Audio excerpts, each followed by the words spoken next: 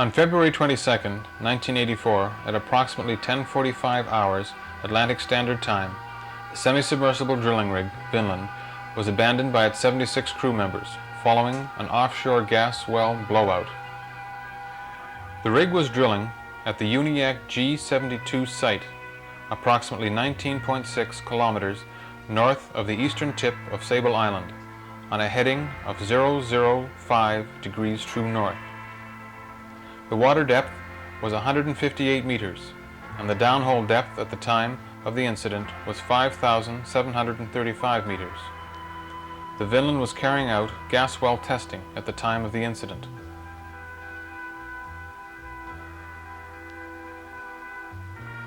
The crew escaped in 2 encapsulated lifeboats, which were launched from the rig. 2 supply vessels were on the scene within minutes and attached tow lines to the lifeboats. Because of the heavy sea conditions, the captains of the supply vessels decided to tow the lifeboats to the lee side of Sable Island. By 07:45 hours the following morning, all the personnel in the lifeboats were transferred to the supply vessels, and from there to a nearby rig, where they were airlifted to Halifax. 1 rig worker died of natural causes while en route. By 900 hours, February 23rd, day 2 of the blowout, members of the Regional Environmental Emergencies Team, REET, were gathering at the Environment Canada Regional Office at Queen Square in Dartmouth to assess the environmental implications of the blowout and to provide advice to Shell Canada and the Canadian Oil and Gaslands Administration, COGLA, the lead agency which has responsibility for the response operation. In the Atlantic region, environmental advice during emergencies is provided to the on-scene commander through REET. REET is comprised of federal, provincial, municipal, and industrial organizations who have a role to play in emergency response. It is chaired by the Environmental Protection Service of Environment Canada. REET functions in 2 separate and well-defined modes of operation. In the normal mode, it is a forum for exchange of information and ideas on such matters as contingency planning, countermeasures equipment, and appropriate response roles. In the response mode, which functions only during specific incidents, REET is a flexible and expandable committee of experts and agency representatives, organized and coordinated to provide advice, information, and environmental assistance to the on-scene commander, in this case, Shell Resources Limited. Over the next 10 days, REET met daily to develop and coordinate environmental advice to Shell Resources and the Canadian Oil and Gaslands Administration. Briefing narratives were issued daily to inform COGLA and the senior federal and provincial officials of environmental issues related to the blowout.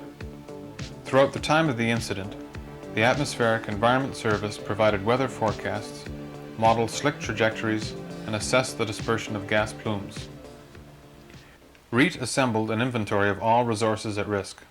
Ongoing surveys for beached and oiled seabirds were carried out on Sable Island.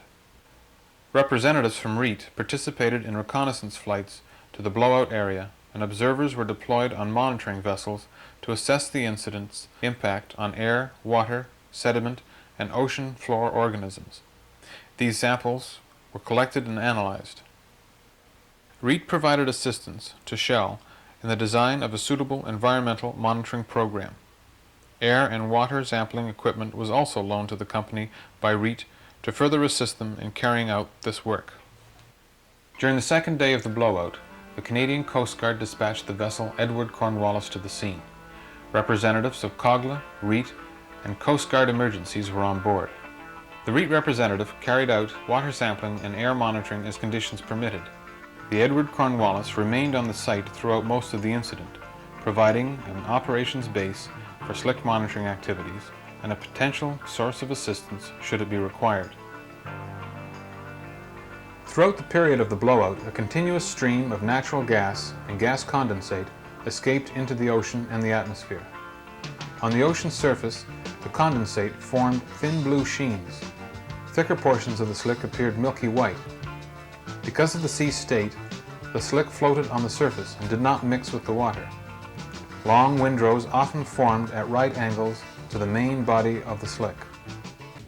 Aerial reconnaissance flights were conducted by the rig operators Shell Resources Limited. A REET observer was present on the aircraft to participate in the collection of data and to carry out visual observations of the slick's movement, as well as seabird and fisheries activity.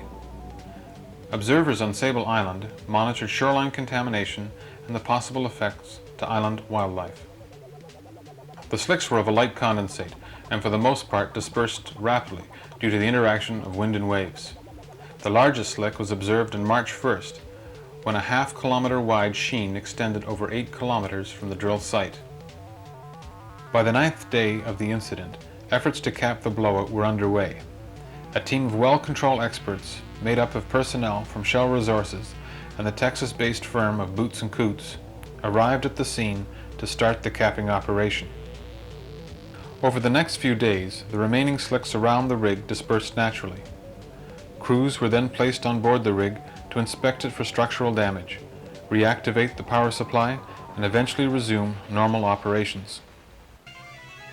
The Vinland blowout proved again the importance of thorough contingency planning in the offshore, and the necessity of using the best possible equipment design and operating procedures to prevent such incidents from reoccurring.